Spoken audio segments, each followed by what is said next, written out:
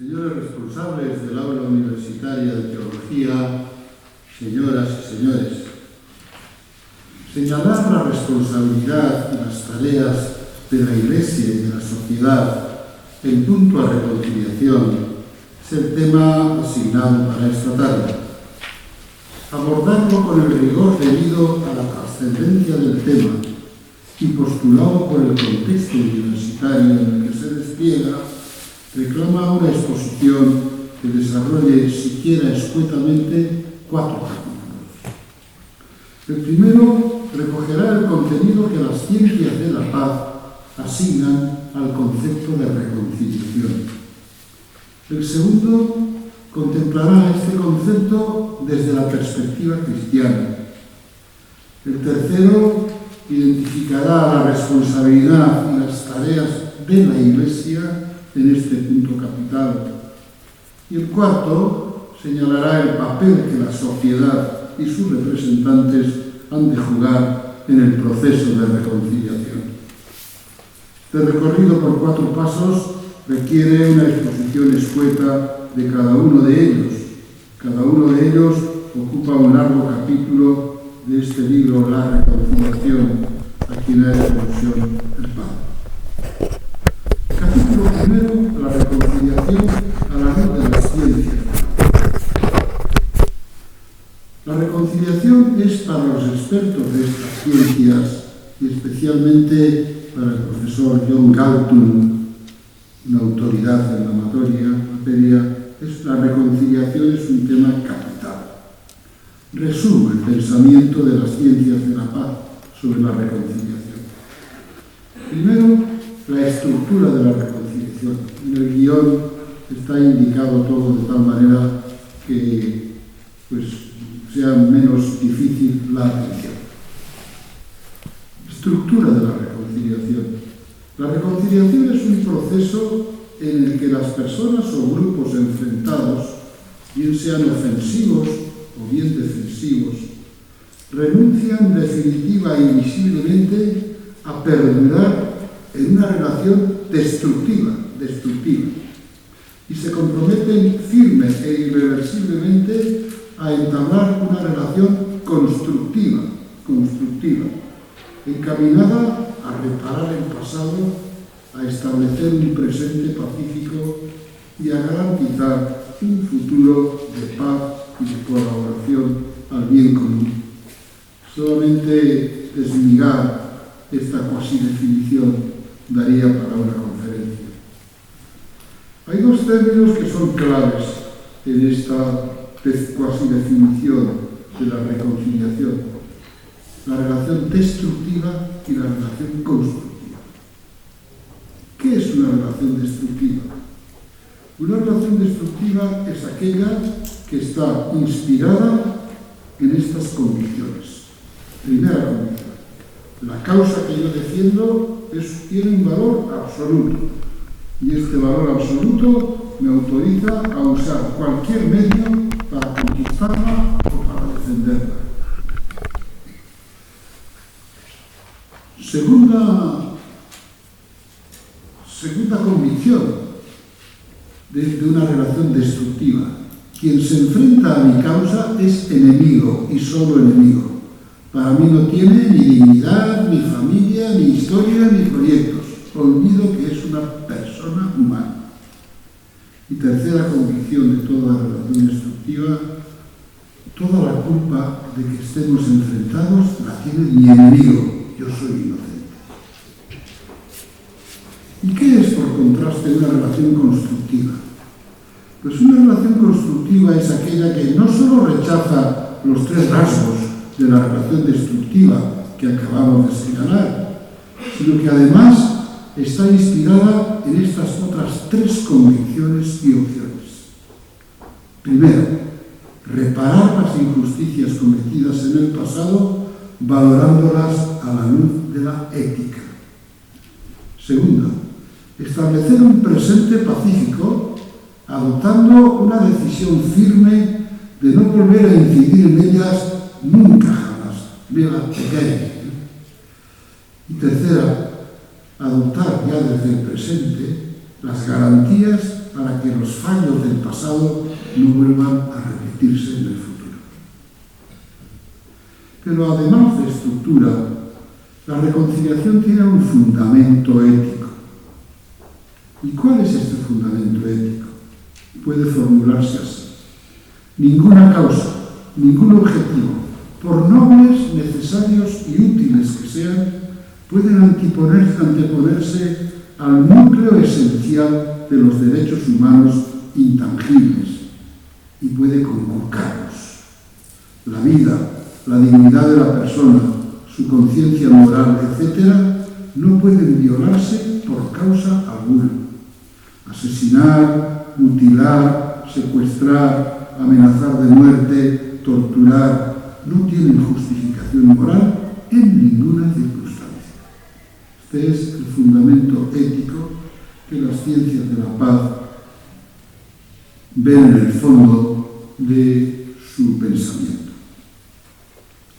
Pero las ciencias de la paz, además de describirnos la estructura y además de indicarnos el fundamento ético, realizan una tercera misión, que es definir las relaciones fundamentales de la reconciliación con otros valores importantes. Primero, no hay reconciliación auténtica sin reconocimiento de la verdad de las injusticias cometidas. Las verdades a medias no sirven. Es preciso reconocer toda la verdad, o todo lo que es posible conocer de esa verdad. Los especialistas de las ciencias de la paz constatan que en ocasiones todas las injusticias fueron cometidas por una de las partes enfrentadas, pero sostienen que en casi todos los casos estas injusticias están repartidas proporcionada o desproporcionadamente. El comité de verificación que hizo el diagnóstico de lo que sucedió en Nicaragua constató que el 95% de las grandes violaciones de los derechos humanos lo cometió el gobierno a través del ejército, y el 5% de estas también intolerables lesiones de los derechos más fundamentales de la persona lo estuvo a cargo de la guerrilla. Un caso casi extremo. No hay pues reconciliación auténtica sin reconocimiento de la verdad de las injusticias cometidas. Segundo, no hay reconciliación auténtica sin reparación de tales injusticias. Sobre todo las víctimas mortales exigen la reparación que les es posible a las víctimas mortales. Nadie puede devolverles la vida, lamentablemente. Pero todas las demás víctimas, todo su entorno familiar, etc., tienen derecho a una reparación efectiva. Tercera relación fundamental de la reconciliación. Un instrumento fundamental en el proceso de reconciliación, válido para resolver conflictos, ya sean familiares o vecinales o sociales o políticos o religiosos, es el diálogo. El diálogo ha evitado muchos enfrentamientos violentos a lo largo de la historia y a lo largo y ancho de los continentes. Dialogar entraña escuchar de verdad las razones del adversario y estar dispuesto a modificar nuestra posición en la medida requerida para una solución suficiente para unos y aceptable para otros. Y cuarta relación de la reconciliación: no hay reconciliación sin perdón. No peace without forgiveness, decía Desmond Tutu, arzobispo sudafricano. No hay paz sin perdón. Pedir perdón y otorgar. Ninguna ley civil puede obligar a conceder o a pedir el perdón. Solo la ley moral. Muchas veces es lo más difícil. Como dice el teólogo Maine, la paradoja del perdón consiste en que ninguna ley humana puede imponerla a pesar de ser la piedra angular de la vida en sociedad. La reconciliación se consuma cuando se entrelazan el perdón postulado y el perdón ofrecido. Pasamos al segundo capítulo, la reconciliación a la luz de la fe cristiana. Dice González Faus, el perdón entra en la historia de la humanidad de la mano del cristianismo. Después, en este siglo o en el pasado, las ciencias de la paz han secularizado el concepto cristiano del perdón y de la reconciliación, despojándolo de aquellos caracteres que se derivan de la fe, y lo hacen para adaptar el concepto de reconciliación y perdón a una sociedad que plantea y resuelve conflictos sin recurrir a la trascendencia. La actual visión creyente de la reconciliación incorpora básicamente los elementos que hemos recogido en esta primera parte de las ciencias de la paz, pero enriquece sus motivos y ensancha sus perspectivas. Se funda principalmente en el testimonio vital y verbal de Jesús y en la reflexión de paz. Veamos primero el mensaje de Jesús sobre el perdón. El núcleo del testimonio de Jesús se centra en su doctrina y en su praxis del perdón. Todos los exegetas reconocen que el perdón es un punto central del mensaje moral de Jesús. Consideran que su mandato de perdonar incluso a los enemigos es algo original y único del cristianismo. No se encuentra en otras religiones. ¿Cuáles serían los puntos que condensadamente recogerían el mensaje de Jesús sobre el perdón? El primero, la fuente originaria de este mensaje y de este mandato de Jesús sobre el perdón es la experiencia que Jesús tiene de Dios como Padre. El Dios que Jesús siente es pura gratuidad y misericordia. El Hijo lo siente en su conciencia humana.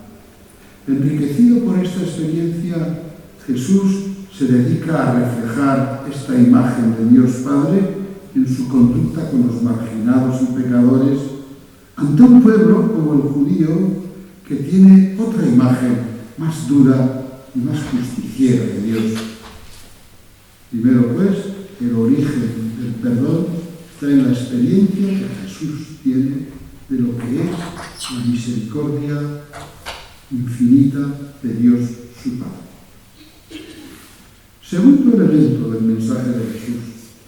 El perdón de Dios anunciado por Jesús con palabras está contenido sobre todo en sus parábolas de la misericordia y también en Mateo 18.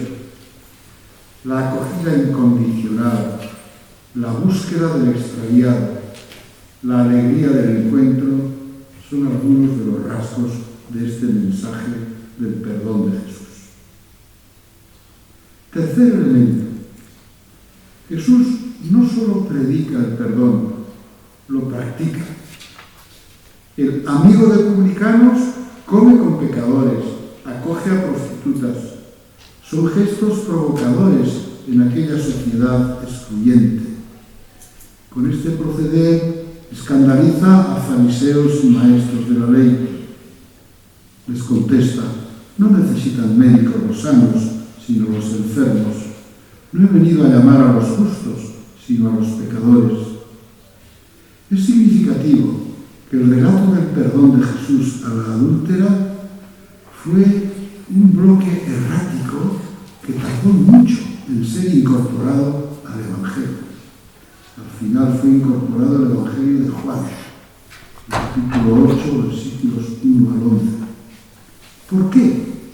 Porque por la tendencia rigorista de los cristianos de las primeras generaciones, que se resistían a atribuir a Jesús tal amplitud de espíritu, que a ellos les parecía lástima. Cuarto rasgo o elemento del perdón predicado y otorgado por Jesús. Jesús opera el perdón en la cruz cuando muere perdonando a sus enemigos. Padre, perdónalos porque no saben lo que hacen.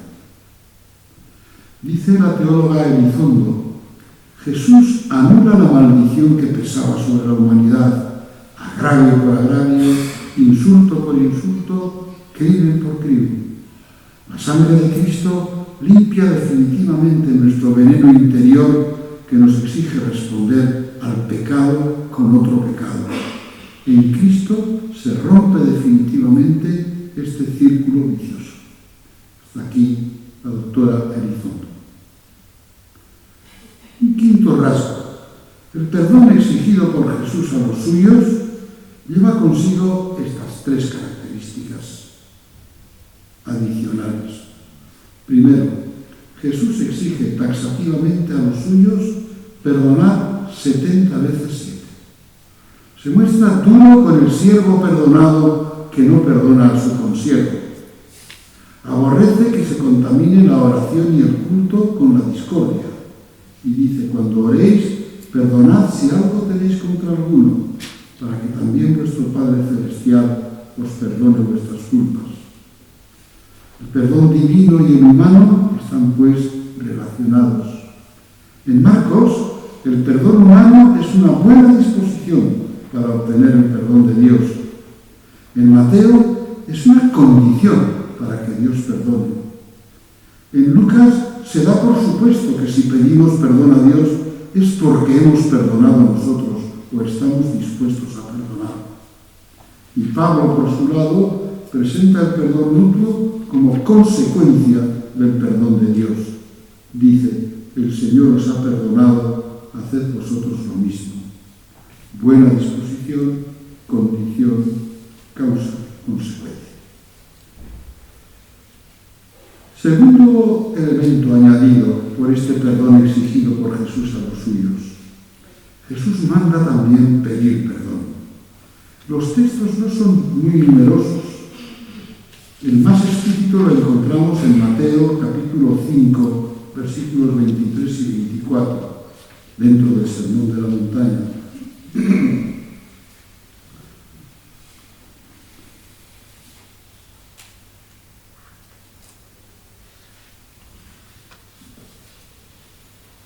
Si al presentar la ofrenda ante el altar te acuerdas de que tu hermano tiene algo contra ti, deja tu ofrenda ante el altar y vete a reconciliarte con tu hermano. La dinámica del perdón ofrecido comporta igualmente el perdón pedido. En este punto no hay duda alguna. Mateo capítulo 18 es un claro exponente de que el mutuo perdón ofrecido y postulado deben ser el aire que se respira en las comunidades de Jesús. Y como tercer y último elemento suplementario, pero importante, el perdón a los enemigos. Dice Leonardo Boff: es la cumbre de la moral evangélica, porque al ser el amor más gratuito y desinteresado, es el que más nos identifica con un Dios que es amor gratuito y desinteresado. La ley del talión, ojo por ojo, diente por diente, queda definitivamente superada por Jesús. Él es consciente de que en este punto se separa de una tradición probablemente preeminente en el judaísmo. Nos dirán en el Sermón de la Montaña: habéis oído que se dijo, ama a tu prójimo y odia a tu enemigo. Pero yo os digo, amad a vuestros enemigos y orad por los que os persiguen. De este modo seréis dignos hijos de vuestro Padre Celestial, que hace salir el sol sobre buenos y malos y manda la lluvia sobre justos e injustos. Jesús no es un idealista ingenuo al exigir este mandato. Sabe que es enormemente difícil cumplir este precepto y que el hombre y la mujer ofendidos gravísimamente necesitan prepararse y poco a poco ser capaces de perdonar. Eso lo sabe Jesús, pero es consciente de que la única manera de corresponder al Dios misericordioso y de asegurar la convivencia pacífica en la comunidad de sus seguidores y en la entera comunidad humana es precisamente el perdón ofrecido y postulado. ¿Qué sería de las familias, de los grupos, de las naciones, de los continentes, si se rigieran por la ley del talión o aún de otras respuestas y contrarrespuestas más severas y crueles? Hay que dar tiempo al ofendido para perdonar. No se le puede urgir desde el primer momento. Se perdona cuando se puede, pero hemos de procurar preparar este momento. En este segundo capítulo, junto al testimonio vital de Jesús, nos encontramos con la reflexión de Pablo sobre la reconciliación, la catalegué, con dos L's, está ahí con una. Para designar la obra salvadora de Cristo, Pablo utiliza en 4 de sus cartas el término reconciliación. En estos textos, salvo en Efesios capítulo 2, versículos 11 al 16, se refiere explícitamente, sobre todo, a la reconciliación vertical con Dios. Pero en todos ellos, el motivo, el contexto que le induce a escribirlos es responder a conflictos interhumanos en sus comunidades, particularmente a conflictos entre judíos convertidos al cristianismo y paganos convertidos al cristianismo. Su relación fue conflictiva. ¿Cómo puede condensarse la enseñanza de Pablo sobre la reconciliación? Pues puede recogerse en estos puntos. Primero, la reconciliación proviene siempre de Dios.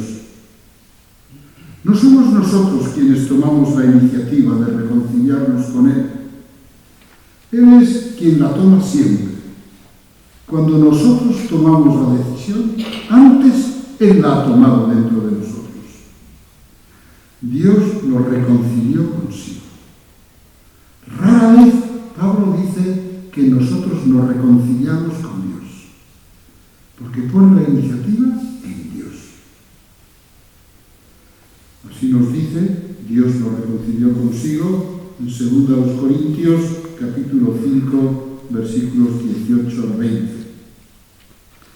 Y aquí estamos ante un caso inaudito en todas las religiones griegas, judías, germánicas y orientales del entorno. Los dioses, cuando se sentían ofendidos por los hombres, a lo sumo se aplacaban por las súplicas humanas, pero nunca se anticipaban a ofrecer el perdón. Excelente el ejemplo de Dios para que nos adelantemos a perdonar, incluso antes de que nos pidan perdón. Schreiter, que es uno de los especialistas en el tema de la reconciliación, dice que una de las características más esenciales de los procesos de reconciliación que él conoce es que en la mayoría de los casos quienes han tomado la iniciativa de la reconciliación han sido las mismas víctimas, no los ofensores, que sería lo natural, lo justo, las mismas víctimas. Pues en realidad esto es un reflejo de la conducta de Dios, que siendo el ofendido es el primero que ofrece la reconciliación. Segunda característica de la reconciliación, de la reflexión de Pablo sobre la reconciliación con Dios da solidez y consistencia a la reconciliación interhumana entre los seres humanos. Para los creyentes, la reconciliación con Dios es condición básica y necesaria para la reconciliación humana. Hemos de estar reconciliados con Dios si queremos vivir reconciliados entre nosotros y ser reconciliadores de otros que no lo están. La reconciliación vertical hace posible y consistente la reconciliación horizontal entre los hombres. Así nos lo dice Efesios capítulo 2, versículo 16. Tercera reflexión de Pablo. No hay reconciliación indolora. Dios nos reconcilió consigo por la muerte de su Hijo, como dirá en Romanos capítulo 5, versículo 10 y en todos sus textos. La pasión del Señor es un manantial inagotable, un sedimento inextinguible del que podemos extraer la fortaleza, la generosidad, la paciencia y la esperanza para reconciliarnos entre nosotros y dedicarnos a sembrar la reconciliación. Cuarto pensamiento de Pablo: reconciliarse con Dios no solo posibilita, sino reclama la reconciliación horizontal. En Efesios y en Colosenses. No es posible que Dios nos reconcilie consigo si nosotros no nos reconciliamos entre nosotros. ¿Por qué? ¿Porque Dios toma la misma actitud que nosotros? No. Porque no le dejamos hueco a Dios. Porque cerramos herméticamente nuestras ventanas a la luz de su misericordia, que quiere entrar en nosotros, pero nosotros le cerramos las ventanas. Bloqueamos nuestra puerta ante la llamada de Dios, que nos dice: reconcíliate con tu hermano. Por último, en la reflexión de Pablo sobre la reconciliación, Dios nos reconcilia a través de mediaciones reconciliadoras. Cristo, dirá Pablo, nos ha confiado a nosotros, a los apóstoles, el ministerio de la reconciliación. En el pensamiento paulino, el creyente que ha sido reconciliado con Dios por misericordia de éste se convierte en ministro y embajador de la reconciliación recibida. Así dice el exegeta Granados de la Universidad de Roma, los jesuitas. Pasamos a la tercera parte, la misión reconciliadora de la Iglesia. Primero, hablemos de la misión y después de las tareas. Gigantes de la teología, como el calvinista Karl Barth y otros eximios teólogos como Sesbue, estiman que la expresión que mejor recoge el conjunto y el meollo de la obra salvadora de Dios es la palabra reconciliación. Y la misma exhortación posinodal, reconciliación y penitencia, del Papa Juan Pablo II, considera legítima esta apreciación. La gran mediación histórica de Jesús para la reconciliación y en general para su tarea en el mundo, su misión salvadora, es la Iglesia. Si la salvación de Jesús se puede llamar reconciliación, la misión de la Iglesia será testificar con obras y palabras la reconciliación, tal como la hemos registrado en Jesús y en Pablo. Dice reconciliación y penitencia en el número 8. A toda la comunidad de creyentes, a todo el conjunto de la Iglesia, le ha sido confiada la tarea de hacer todo lo posible para dar testimonio de la reconciliación y llevarla a cabo en el mundo. En otras palabras, nuestra misión es anunciar y realizar la reconciliación. No se trata solo de un encargo a la comunidad global, sino una vocación de todo creyente, de todo creyente. Dice la misma exhortación posinodal, reconciliación y penitencia, en el número 23. En cierto sentido, todo bautizado debe sentirse ministro de la reconciliación, ya que reconciliados con Dios y con los hermanos, está llamado a construir la paz con la fuerza de la verdad y de la justicia. Con la fuerza de la verdad y de la justicia. La reconciliación, entendida a la luz de Jesús y Pablo, es a la vez vertical y horizontal, como hemos podido exponer más adelante. En consecuencia, la reconciliación interhumana entre grupos humanos es también cometido de la Iglesia. Las frecuentes intervenciones pacificadoras del Papa, de los obispos, de entidades cristianas de relieve en tantas latitudes del mundo son un exponente de la conciencia que ellos tienen y la Iglesia de tener de este cometido reconciliador. Esta es la misión. ¿Y cuáles son las tareas en las que se desenvuelve esta misión? Primera tarea, anunciar el mensaje completo de la reconciliación. Este cometido entraña primero asumir el contenido que nos suministran las ciencias de la paz. Casi todo ello es asumible. Así lo hace el Concilio Vaticano II en Gaudium et Spes, capítulo 5. Así lo hace la encíclica Reconciliatio et Penitencia. Y así lo hacen los mensajes pontificios anuales para el Día de la Paz, el 1 de enero de cada año.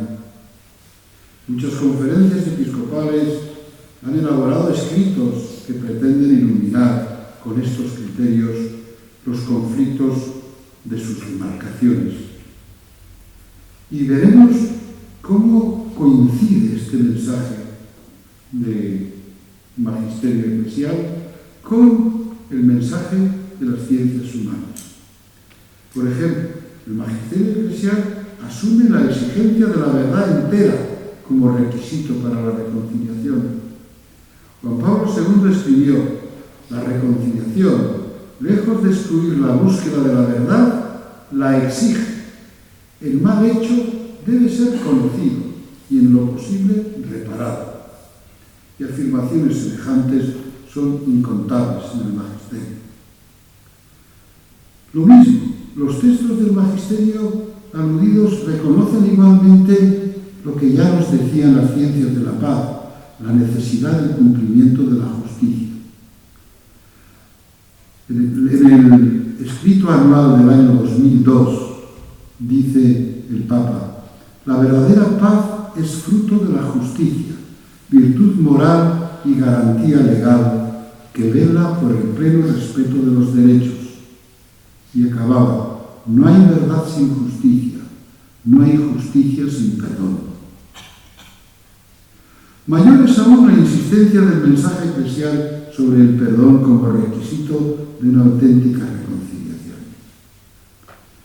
Escuchad estas palabras que el Papa pronunciaba a los pocos meses del terrible atentado a las Torres Gemelas, cuando en el mundo había un temblor de una reivindicación vengativa. Decía: los pilares de la paz verdadera son la justicia y esa forma particular de amor que es el perdón. Es pertinente observar que el Papa formula esta afirmación a los pocos meses del terrible atentado a las Torres Gemelas. Él mismo se pregunta: ¿cómo se puede hablar en las actuales circunstancias de justicia y perdón como fuente de paz? Mi respuesta, dice, es que se puede y se debe hablar. El perdón se opone al rencor y a la venganza, no a la justicia, dice. El perdón podría parecer una debilidad. Realmente, tanto para concederlo como para aceptarlo, hace falta una gran fuerza espiritual y una valentía moral a toda prueba.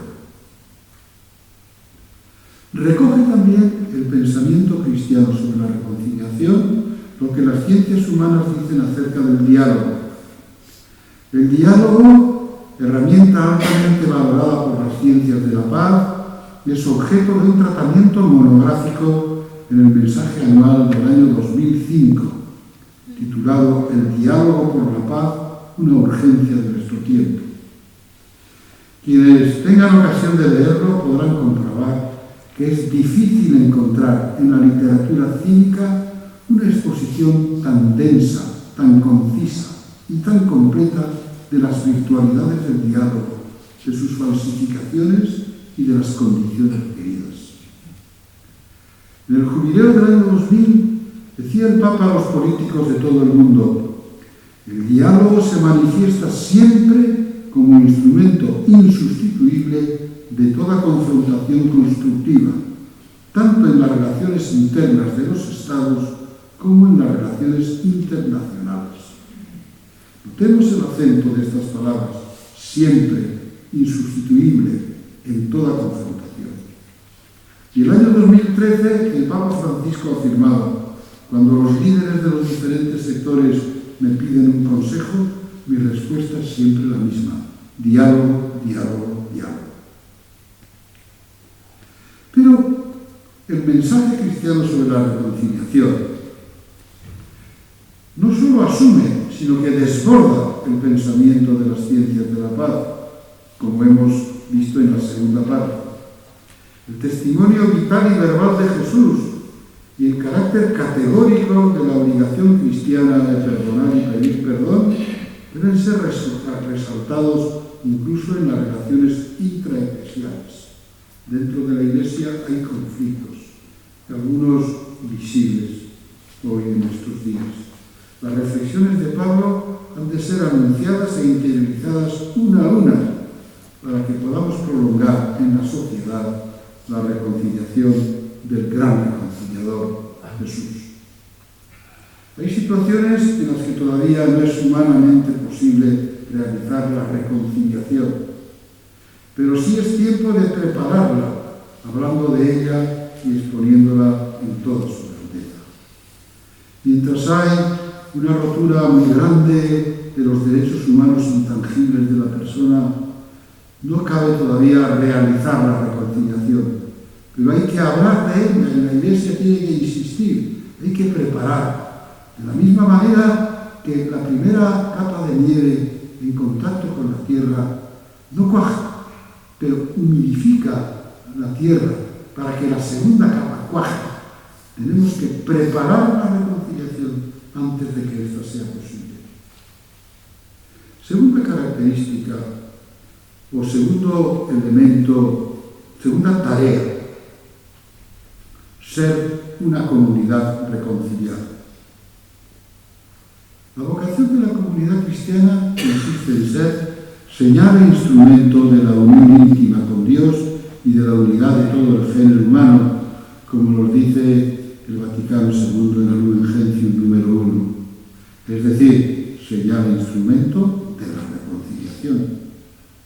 Imposible ser coherentes con esta vocación si la Iglesia misma no es una comunidad reconciliada en la que las legítimas diferencias teológicas, morales, culturales, políticas, contrapuestas, son capaces de aceptarse, de dialogar y de cooperar, porque la fe compartida y el sentido de pertenencia a la gran comunidad diocesana y universal es más fuerte, ha de ser más fuerte que sus diferencias y sus naturales tensiones.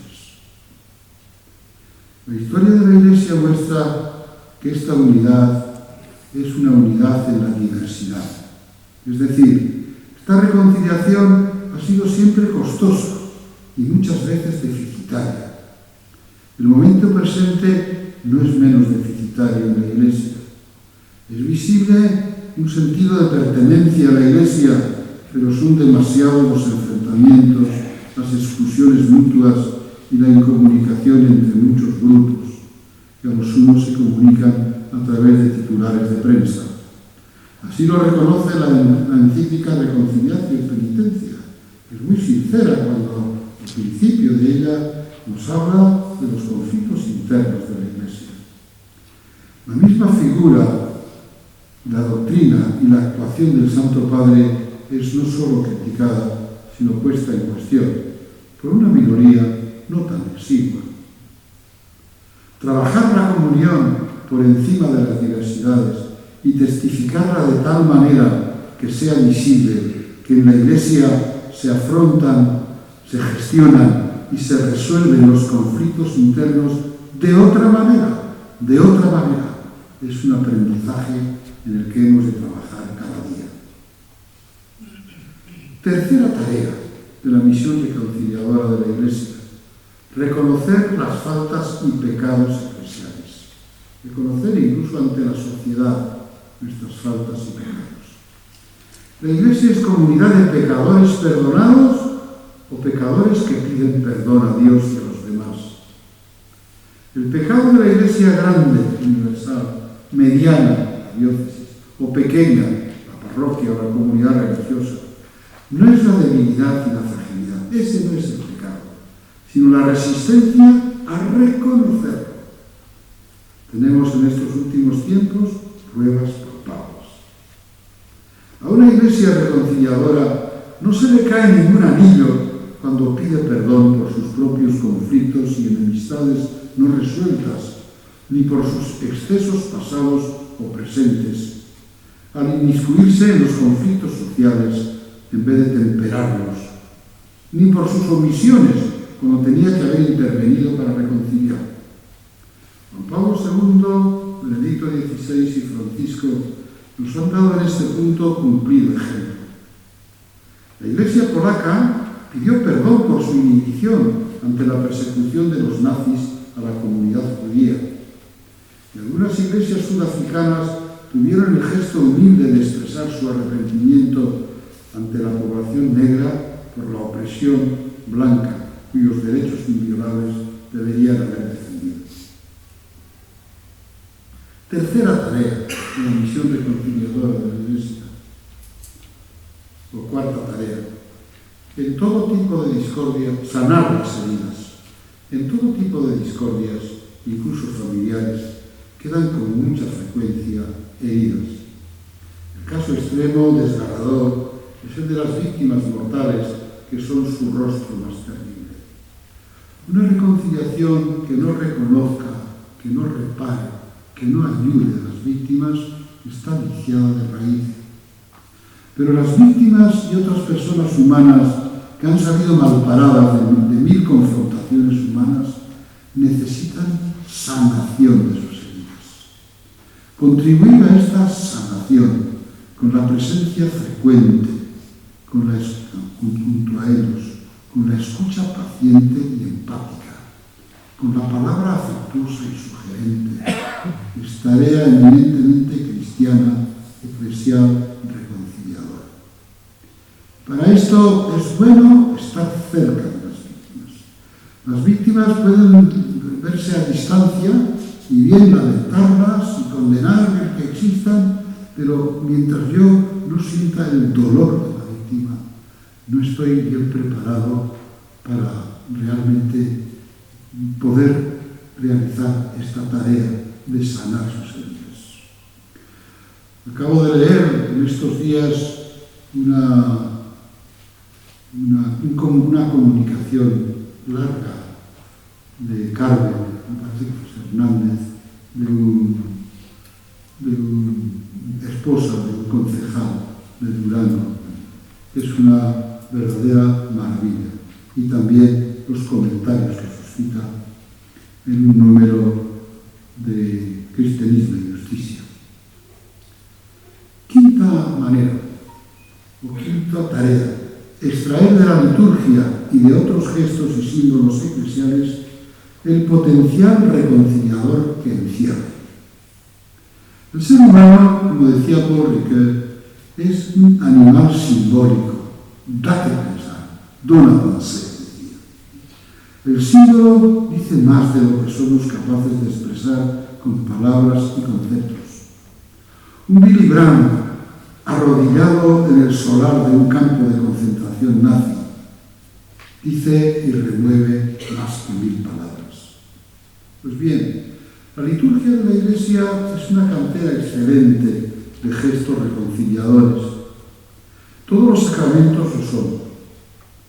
La Eucaristía es la celebración máxima de la gran reconciliación en la cruz de Jesús. Recitar juntos el Padre Nuestro, vivir con sentido el rito de la paz, cantar canciones de fraternidad y de perdón, son gestos que, bien realizados desde dentro, incitan a reconciliarnos. Y entre los 7 sacramentos tenemos acceso a uno que se titula el Sacramento de la Reconciliación, y que desgraciadamente es el más devaluado de los 7 sacramentos hoy. Vivir la dimensión vertical y horizontal de la reconciliación es algo postulado por la estructura misma de este sacramento llamado de la penitencia o del perdón, etc., que contiene potencialidades pastorales que no han sido aún suficientemente actualizadas. Marchas y encuentros oracionales en favor de la reconciliación son también gestos relevantes que crean conciencia y sensibilidad reconciliadores. Y por último, en este punto, orar por la reconciliación. Como cristianos, creemos que el agente principal de la reconciliación es Dios. Orar por la reconciliación es mostrar que estamos convencidos de esta verdad, pero no para declinar nuestra dedicación activa, sino para sostenerla. La oración ensancha nuestra paciencia activa, estimula nuestra actividad y creatividad, nos da fuelle para no desistir. Los grandes orantes son magníficos reconciliadores. Y pasamos al cuarto y último capítulo de mi exposición, la responsabilidad reconciliadora de la sociedad. En primer lugar, hay que decir de ella que es tarea de todos. La reconciliación es tarea humana que corresponde a toda la sociedad y a todos sus ciudadanos. No podemos conformarnos con ser simples espectadores indiferentes, ni siquiera con ser espectadores preocupados o afligidos. Somos llamados a ser miembros activos. La pasividad ante las confrontaciones sociales, culturales, políticas a nuestro alcance no son coherentes con el comportamiento propio de un ser humano sensible y responsable. Defender la reconciliación, exigir a los responsables principales que trabajen por alcanzarla, participar en gestos y acciones colectivas para reivindicarla, son tareas requeridas por nuestra conciencia cívica. Pero en esta responsabilidad reconciliadora de la sociedad tenemos que pensar que hay dimensiones de la reconciliación que afectan especialmente a las personas y otras que afectan a las comunidades. Veamos una que respecta a las personas, la reconciliación interior. No todos estamos reconciliados interiormente con nosotros mismos. Muchas personas viven en pugna interna consigo mismos. No se aceptan como son para, a partir de esta aceptación, superarse a sí mismos. Y si esta insatisfacción no se pacifica y produce amargura, resentimiento, mal humor crónico o frecuente, es más fácil que estas personas susciten conflicto en su derredor. Solo las personas interiormente reconciliadas pueden ser reconciliadoras. Un Mandela, artífice de la reconciliación sudafricana, fue reconciliador porque primero se reconcilió consigo mismo, atemperando su rencor, su odio, su resentimiento contra los blancos que habían oprimido durante siglos a su pueblo y a su raza. Todavía otra de las tareas que nos corresponde más bien como personas, controlar y sosegar nuestros impulsos agresivos. La agresividad es una energía necesaria para fortalecer nuestro yo y defenderlo de las agresiones del entorno. La agresividad es buena en sí, es decir, no es premoral, no es todavía ni bueno ni malo. El riesgo consiste en degenerar en violencia que vulnera derechos de los demás. Y la agresividad se enciende más fácilmente en algunas materias. Los sentimientos nacionales, que en sí mismos son material noble, llevan una carga radiactiva que fácilmente puede despertar oleadas de agresividad. Es bueno moderar estos sentimientos haciéndolos pasar por el escáner del pensamiento crítico. De esta manera, nuestra capacidad agresiva, lejos de buscar la confrontación, se sublima y busca la concertación y la reconciliación. Los sentimientos patrióticos necesitan, además del pensamiento crítico, moderar los movimientos emotivos apasionados que suscitan a veces y también ser tamizados por criterios éticos. Pues bien, junto a estas tareas más personales que comunitarias, habría que añadir aquellas que realmente son cometido de una reconciliación comunitaria. Generar una cultura de la reconciliación. Las indicaciones inmediatamente anteriores se refieren a cada ciudadano, pero son insuficientes para crear en la sociedad en que vivimos una cultura de la reconciliación. La familia, la escuela, los medios de comunicación social, las leyes justas, los gobernantes, los partidos políticos y sindicatos son necesarios para promover la reconciliación.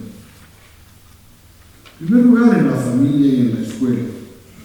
La familia y la escuela han de enseñar a sus hijos y alumnos a diferir la satisfacción y a tolerar la frustración. El deseo impaciente y la mala gestión de las inevitables frustraciones de la vida predisponen a muchos niños, adolescentes y jóvenes al conflicto. Enseñar a muchachos y muchachas a dirimir los conflictos mediante el diálogo, es decir, a pasar del grito a la palabra, a defender a los más débiles, a perdonar y pedir perdón, es preparar un mundo reconciliado. La acción de la escuela debe ir precedida de la educación familiar en estos valores. Ve en los medios de comunicación social. Los medios de comunicación social contribuyen a la reconciliación cuando buscan la objetividad, cuando contrastan previamente las noticias, cuando huyen de titulares impactantes por conflictivos y cuando adoptan un tono conciliador a una costa de sus intereses comerciales. En la aplicación justa de las leyes justas aplicadas con la debida prudencia y moderación favorecen asimismo la reconciliación. Un axioma del derecho romano advierte: sum ius summa injuria. Es decir, así como la impunidad favorece la ley de la selva, la ley aplicada demasiado rigurosamente se vuelve contra su objetivo. El objetivo próximo de la ley es el cumplimiento de la justicia. Su objetivo final es la paz social. ¿Y cuál es la tarea de los gobernantes? Punto T. Los gobernantes favorecen la reconciliación cuando utilizan la fuerza, incluso la violencia, a la que tienen derecho con moderación, ateniéndose a leyes justas y procurando respetar siempre, en el mismo uso de la violencia, los derechos humanos intangibles de todos los sancionados, incluso de los mayores delincuentes. Y la tarea de los partidos y sindicatos. Los partidos políticos y sindicatos contribuyen a la reconciliación cuando juegan con limpieza y saben anteponer el bien común al provecho propio o corporativo. Pues he aquí mi aportación al tema asignado. Confieso que es demasiado condensada. Cualquiera de los capítulos hubiera dado para una conferencia. En el deseo de atenerme a los límites horarios de lo que es una conferencia, he evitado concretar mis reflexiones mediante ejemplos ilustrativos que hubieran hecho menos pesada mi comunicación. Me consuela pensar que aquellos que quieran ampliar lo escuchado pueden encontrarlo en este libro, editado por Hal Terry en Santander, y también por otras publicaciones que, aunque quizás no abarquen tantos puntos, pueden incluso ser mejores y mayores en profundidad. Muchas gracias.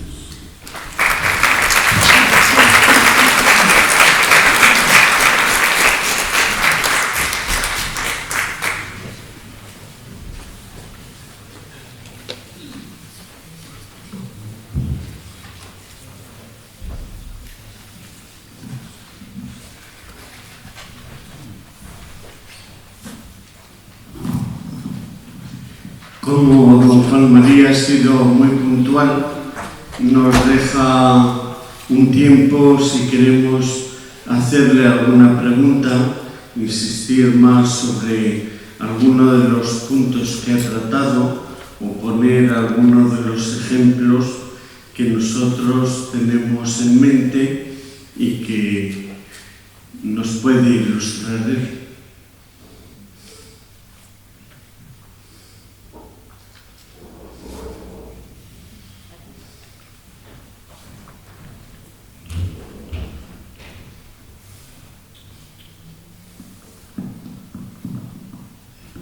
Solo una palabra de agradecimiento. Le decía aquí a un antiguo discípulo, párroco de Inchaurrondo y por ahí, que es el primer obispo y superior religioso al cual yo oigo hablar de que la agresividad bien administrada puede ser un modo de reforzar el yo, que es muy importante en este momento histórico. Por tanto, enhorabuena por esta frase. Me decía aquí el párroco que es porque usted es psicólogo. Enhorabuena. Sí, en realidad una persona sin agresividad es como un organismo físico sin defensas. Entonces, la capacidad de reaccionar ante el golpetazo del otro o ante la injuria del otro, o la capacidad incluso de abordar cosas difíciles, comprometidas, es necesaria. Aquello que los antiguos llamaban el apetito irascible, ¿verdad? Junto al apetito concupiscible. Pues esto es así. Y ciertamente, pues puede haber una manera de entender el cristianismo como una especie de buenismo, donde no solamente la agresividad no tiene lugar, sino no la tiene ni siquiera pues la justicia, porque no es así. Y un conocimiento del ser humano, y leído a la luz de las ciencias humanas y también a la luz de la fe, nos hace comprender cosas que quizás no hemos sabido comprender del todo en otras fases, porque nos faltaba el background de esa experiencia humana integral, que es la que nos ha ayudado a reconocer esto que tú subrayas.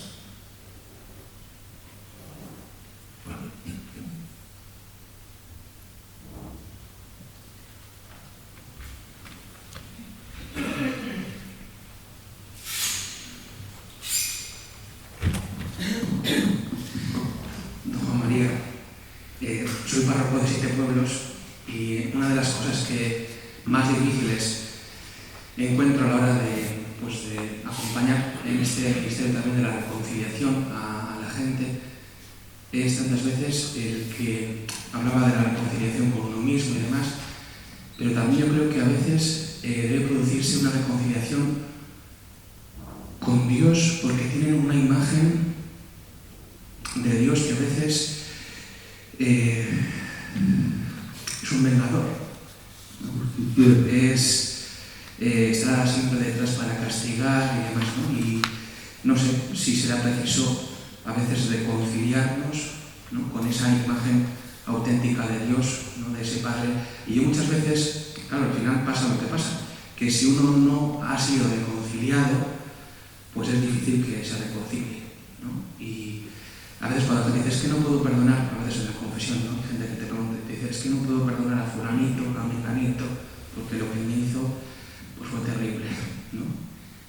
Y a veces yo les invito a que lean Lucas 15 y le digo, ponte en el hermano mayor, ponte tu nombre, pon el nombre del hermano pequeño del que te ha enfrentado y deja que Dios te hable. No digo más porque ya sabemos todos que hay que perdonar y todas estas cosas que nos han enseñado así como muy, a veces, pero no sé, yo es una gran dificultad que me encuentro y no sé si usted nos puede, pues también, con su experiencia tan larga, pues dar alguna luz en este tema de la reconciliación, porque a veces la gente no pide ser reconciliada porque no sabe en qué consiste eso de la reconciliación, es como una novedad a veces digo, a veces ya digo, en lo que es la iglesia.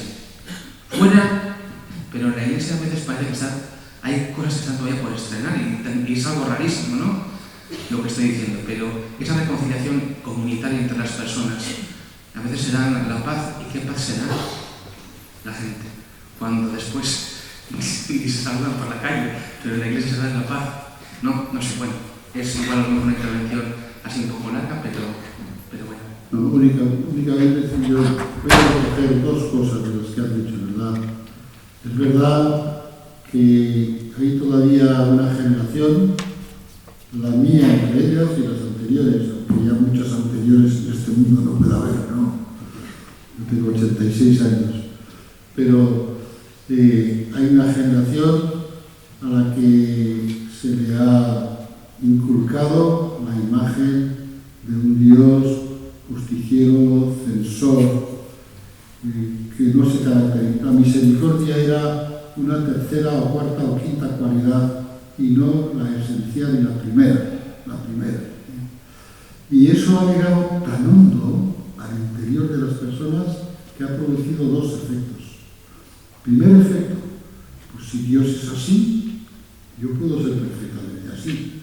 Es decir, la imagen que tenemos de Dios nos induce a un tipo de comportamiento que puede llevar consigo todas las deficiencias y todas las negatividades que tiene esa imagen falsa o deformada, sobre todo deformada de Dios. Eso es lo primero. Y suele ser muy difícil cuando eso ha sido machacado en las misiones populares de todos los años, en el confesionario de todas las semanas, de todas las quincenas. Suele ser sumamente difícil porque son ya cosas que pertenecen de alguna manera se han adherido a la estructura de la persona. Sí. En cualquier caso, en este caso y en otros, siempre es difícil perdonar. Y cuando la ofensa ha sido muy grave, y cuando han asesinado a uno de mi familia, a mi padre, a mi hermano, he tenido muchas ocasiones de hablar con estas personas y las tengo todavía. Cuando sucede eso, ¿qué es lo que pasa? Pues que esas personas en un primer momento son incapaces de perdonar. Nadie les puede pedir eso. Y Dios no se lo pide en ese momento. Necesitan soltar toda esa indignación, toda esa, hasta el odio muchas veces que llevan, todo el resentimiento que llevan, necesitan soltarlo. Y necesitan soltarlo no de una vez, sino durante tiempo y tiempo a veces.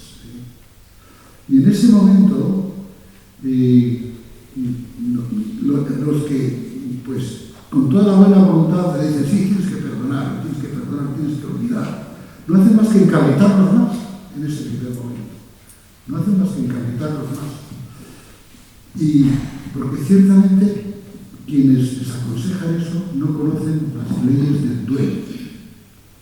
En el duelo hay una primera fase en la que tiene que estallar en nuestra boca y en nuestros gestos y en nuestras acciones, tiene que estallar la ira, la indignación, el sentido de injusticia. Bueno, pasado ese momento, hay un momento en el cual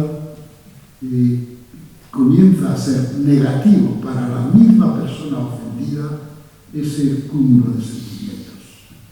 Entonces, incluso por el bien de esa misma persona ofendida, es necesario ayudarle no solamente a desembuchar, sino a ir poco a poco desactivando estos elementos que en algunas personas muy marcadas no podrán lograrse del todo. Hay gente que dice, yo ni olvido ni perdono, etc.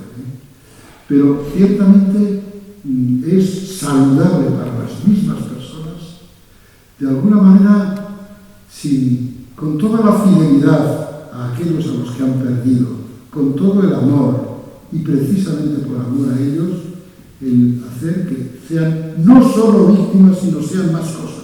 Sean padres de familia, madres de familia, sean vecinos, sean gente que trabaje en la catequesis, gente que ayude en la parroquia, gente que realiza servicios sociales. Y de esa manera se puede dar la gran noticia de la reconciliación interior.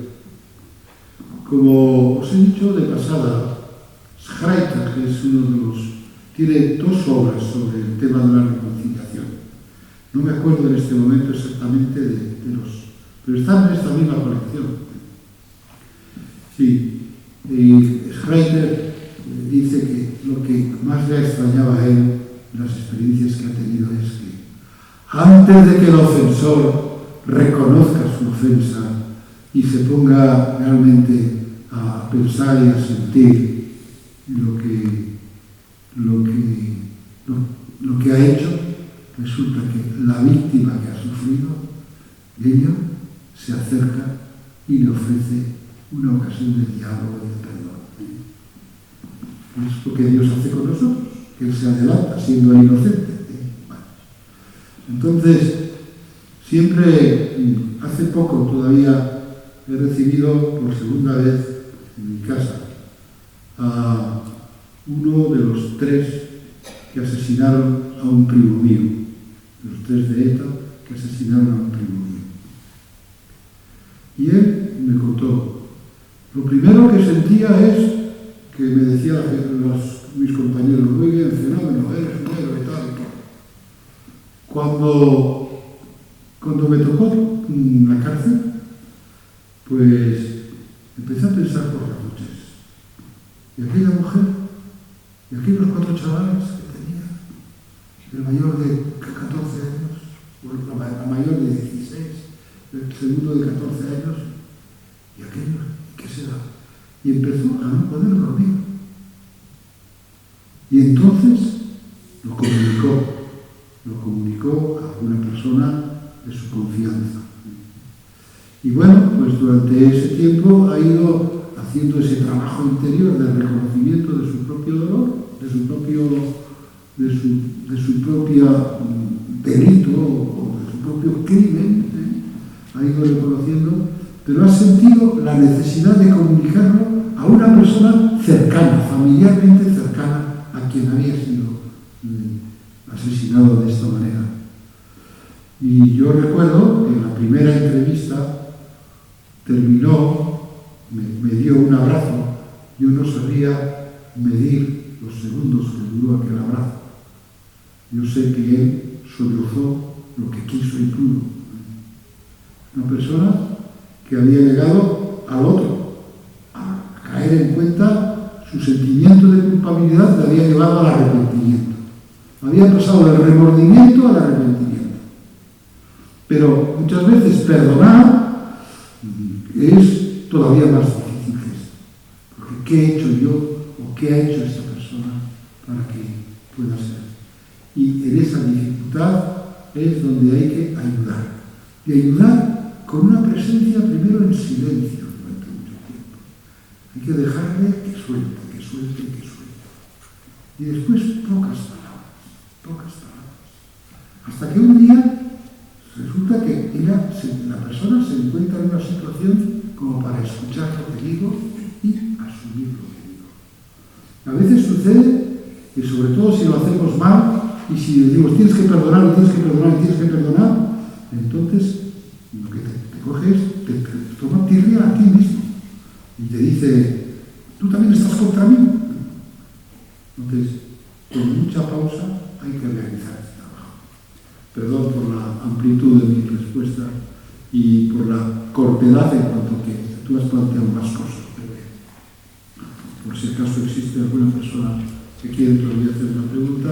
A ver, soy franciscano y creo que tenemos que tener en cuenta el hombre de Asís. Francisco de Asís, como bien ha dicho Monseñor Uriarte, uno tiene que reconocerse tal como es, reconciliarse consigo mismo y después tendrá la capacidad de reconciliarse con los demás.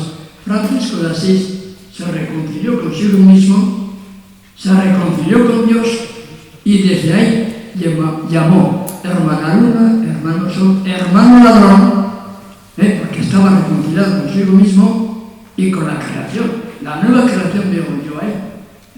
Francisco de Asís, el gran hombre, se reconcilió con todos. Todos eran hermanos. El encuentro con el sultán no es un teatro, es verídico. Se encontró con el sultán y el sultán le abrazó. Hoy en estos momentos el mundo musulmán, que yo trabajo con marroquíes, es una maravilla, pero sin imponer nada, sin imponer nada. Yo también la paz que hablamos en la Eucaristía, yo suelo decir que yo no puedo dar la paz al otro. El Señor me da mi paz de Cristo resucitado y yo le transmito esa paz a mi hermano. Nada más.